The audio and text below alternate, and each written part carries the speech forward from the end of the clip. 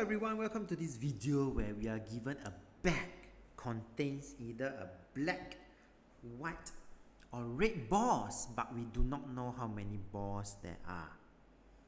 We are only given the probability of a black ball is 1/4. White ball will be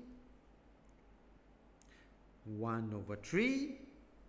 Red ball we do not know yet.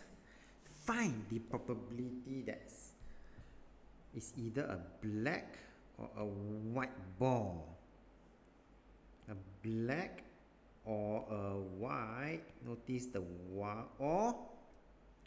Well, since we are given the probability of black and white, and if I draw out a black, then it will not be white. So these are mutually exclusive events. So all I have to do, right, is simply to add up the probability. 1/4 plus 1/3.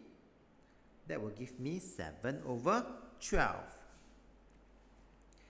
And once I know this, I could then find my answer for part B, for the red ball probability, because in this bag there can only be black, white or red.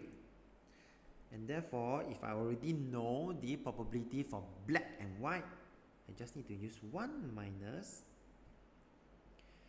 7/12, and I will get 5/12. Then that is the probability of getting a red ball. Okay, because the total probability must be equals to 1. Okay, and now I have my red, 5/12, my black, 1/4. What do you think I should do with these two probability?